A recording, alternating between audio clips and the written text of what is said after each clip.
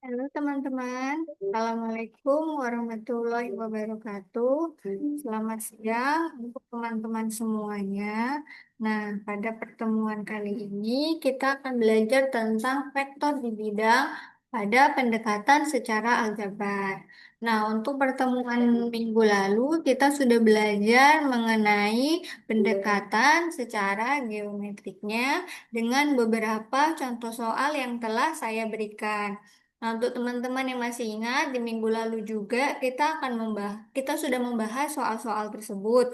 Dan teman-teman mungkin bisa nanti diminta keaktifannya untuk mengirimkan jawaban tugas untuk vektor di bidang pada pendekatan geometrik yang sudah kita bahas di minggu lalu. Jadi teman-teman tinggal menulisnya kembali.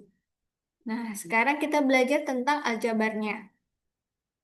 Jadi tujuan pada pembelajaran kali ini, setelah mempelajari materi ini, nanti diharapkan teman-teman sekalian dapat menjelaskan mengenai vektor di bidang untuk pendekatan secara aljabar itu seperti apa. Nah, di sini akan kita jelaskan sedikit dulu. Jadi pada pendekatan vektor secara geometrik, itu sebuah vektor tuh dapat diuraikan sebagai sebuah kelompok anak panah yang semuanya memiliki panjang dan arah yang sama. Nah, ini udah kita pelajari di beberapa minggu yang lalu, ini dikatakan sejajar karena memiliki arah dan panjangnya yang sama. Kemudian, sedangkan untuk vektor secara aljabar, itu kita mulai dengan menetapkan sebuah sistem koordinat kartesius pada bidang. Untuk pemahaman lebih lanjut, nah ini ada nih. Ini mengenai pendekatan secara aljabar. Jadi kita menggunakan sistem koordinat kartesius pada bidang. Jadi kita kayak menggambar tapi pada koordinat kartesiusnya. Nah, di sini misalkan ada vektor U. Vektor U itu adalah pasangan terurut U1 dan U2. Nah, pasangan terurut U1 U2 ini merupakan vektor dalam bentuk aljabar. Nah, jadi dia ada penjabarannya. Untuk lebih jelasnya nanti teman-teman bisa lihat di latihan soal. Nah, kita lanjut lagi di sini. Misalkan tadi vektor U tadi kan dapat dinyatakan sebagai U1, U2. Nah, bilangan U1 dan U2 tersebut dinamakan komponen-komponen yang ada di dalam vektor U.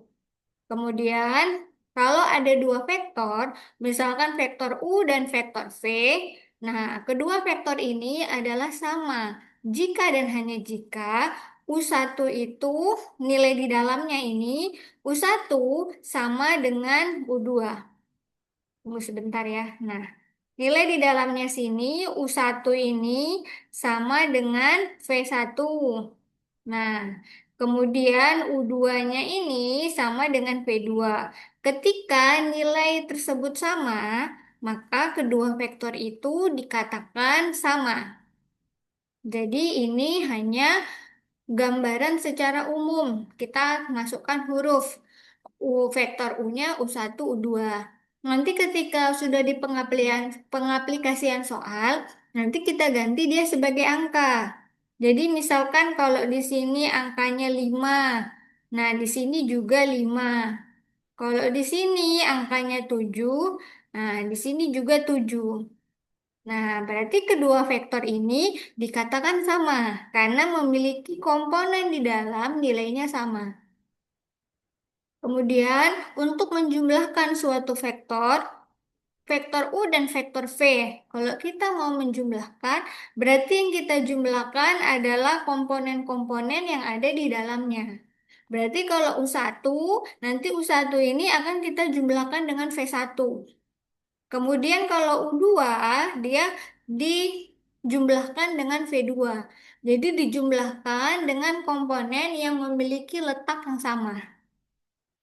Oke, kemudian di sini untuk mengalihkan suatu vektor dengan skalar. Nah, kalau perkalian vektor dengan skalar, maka perkaliannya adalah seperti perkalian pada umumnya, perkalian biasa. Jadi kalau misalkan tadi vektor U-nya adalah U1, U2, Maka nanti ketika dikalikan dengan suatu skalar C, maka nanti dia akan menjadi CU1, CU2. Kemudian, kalau vektornya dikalikan dengan suatu bilangan tapi dengan tanda negatif. Ini misalnya dikalikan dengan -1. Makanya ditulis min U. Maka nanti komponen di dalamnya juga akan menjadi bernilai negatif. Nah, kemudian kalau vektor dikalikan dengan suatu bilangan nol, maka dia akan menjadi nol atau dia akan berubah menjadi vektor nol. Ini dikatakan adalah vektor nol. Vektor nol adalah vektor yang memiliki komponen di dalam bernilai nol. Nah, kemudian bagaimana ketika vektor tersebut dikalikan? Nah, kalau kedua vektor dikalikan, itu dia akan menjadi bernilainya konstan. Dia akan menjadi suatu bilangan dan dia sudah tidak akan menjadi vektor lagi. Nah, di sini nanti teman-teman bisa baca-baca. Ini ada gambar yang memperlihatkan bahwa definisi-definisi tersebut di atas tadi dia ekuivalen dengan definisi-definisi geometri sebelumnya. Nah, ini ada teorema. Nah, teorema ini di teman-teman untuk gunakan. Jadi teorema ini dia mirip dengan definisi dia untuk digunakan. Jadi di sini dikatakan bahwa kedua vektor kalau dijumlahkan maka dia bisa mana yang jadi depan duluan itu tidak masalah. Jadi kalau depannya vektor U ditambah vektor V, maka ketika vektor V yang di depan itu jumlahnya akan sama. Kalau vektor V-nya yang di depan kemudian ditambah dengan vektor U. Nah, begitu juga dengan yang lainnya. Ini bisa teman-teman nanti perhatikan untuk teman-teman gunakan pada soal-soal yang ada.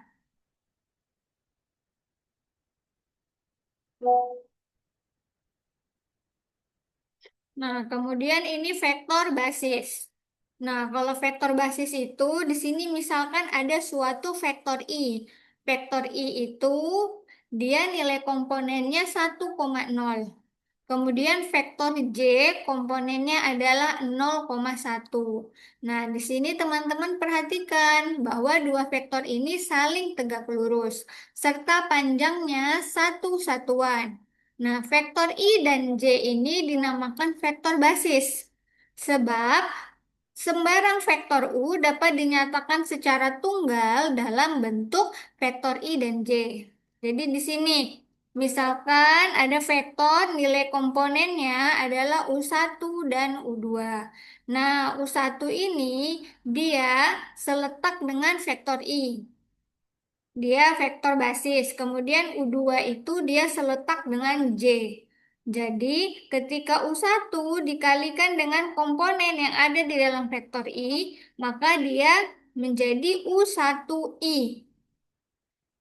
Karena di sini 0. Nah, sedangkan di U2, komponen U2 sini, nah di bagian I-nya, ini di depan sini, dia 0. Sedangkan kalau vektor J, basisnya ini dia 0,1. Jadi di sini U2-nya hanya bisa dikalikan dengan angka satu yang ini. Sedangkan di depannya dia bernilai 0. Sedangkan dia akan menjadi U2J. Nah, ini dikatakan sebagai vektor basis. Nah, kemudian di sini ada contoh yang teman-teman bisa gunakan sebagai latihan di rumah. Nah, contoh ini misalkan saya kasih contoh satu soal.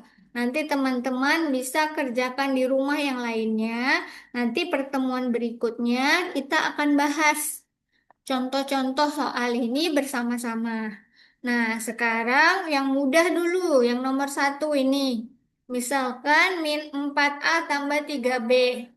Dia disuruh hitung, kita menghitung menggunakan cara seperti yang di atas ini. Caranya seperti penjumlahan yang di atas ini. Nah, teman-teman pakai cara yang ini. Jadi kita mulai Di sini min 4A tambah 3B, di mana vektor A komponennya adalah 3,-1 dan vektor B komponennya adalah 1,-1. Berarti di sini bisa kita tulis menjadi min 4 A. Vektor A-nya kita ganti dengan komponennya 3,-1. Nah, kemudian B-nya berarti menjadi 3 dikali, masukkan komponen B, yaitu 1,-1. Nah, selanjutnya ini adalah perkalian vektor. Perkalian vektor dengan skalar. Jadi di sini ada komponen dari vektor dan di depannya ada skalar. Berarti min 4 dikali 3 menjadi min 12. Kemudian min 4 dikali min 1, berarti di sini menjadi positif 4. Kemudian yang di selanjutnya di sini 3 dikali 1 berarti menjadi positif 3. 3 dikali min 1 menjadi negatif 3.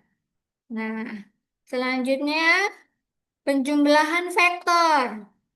Seperti yang dikatakan di awal tadi, berarti komponen yang seletak itu dijumlahkan. Berarti di sini min 12 ditambah 3, kemudian dikasih koma, min 12, 4, nah ditambah min 3. Nah, nanti hasilnya ini berarti sama dengan min 12 tambah 3 berarti min 9. Kemudian 4 ditambah min 3 berarti di sini 1. Nah, ini hasil untuk nomor 1. Nanti untuk nomor 2, 3, dan 4 bisa teman-teman kerjakan di rumah. Tapi untuk yang perkalian vektor ini hasilnya adalah suatu skalar, bukan vektor lagi. Nah, untuk B dikali C ini, nanti teman-teman bisa coba di rumah. Nah, ini saya kasih contoh untuk yang di bawahnya. Untuk perkalian A dikali B, tapi di sini yang menggunakan vektor basis. Nah, di sini bisa kita kalikan. Contohnya, vektor A dikali vektor B, berarti min 2i ditambah 3j dikali 2i dikurang 3j. Hmm. Nah, hasilnya, nah kalau perkalian vektor begini berarti komponen yang sama, yang basisnya sama, itu dikalikan. Kalau untuk vektor basis. Kalau tadi vektor yang di atas, berarti komponen yang posisinya sama, seletak, itu yang dikalikan. Kalau vektor basis yang memiliki basis sama, berarti yang basisnya I dikalikan dengan basis ya I. Nah, min 2 dikalikan 2, berarti di sini. Berarti di sini min 2 dikalikan dengan 2 terus ditambah 3 dikali min 3 dikali min 3. Berarti hasilnya sama dengan min 4 min 9. Nah, sama dengan min 13. Nah, itu untuk perkalian vektor dengan vektor. Nah, kira-kira dari sini saya harap teman-teman bisa untuk mengerjakan tugas-tugas yang lain, contoh-contoh soal yang lain. Jadi nanti yang teman-teman coba kerjakan di rumah, Itu yang nomor 2, 3, 4 untuk contoh dan teman-teman juga kerjakan di rumah yang bagian latihan nomor 1, 3, dan 4. Nanti jika ada yang teman-teman ingin tanyakan, bisa kita bahas pada pertemuan berikutnya. Nah, terima kasih teman-teman. Diharapkan bisa diluangkan waktunya untuk menonton video ini. Sampai jumpa.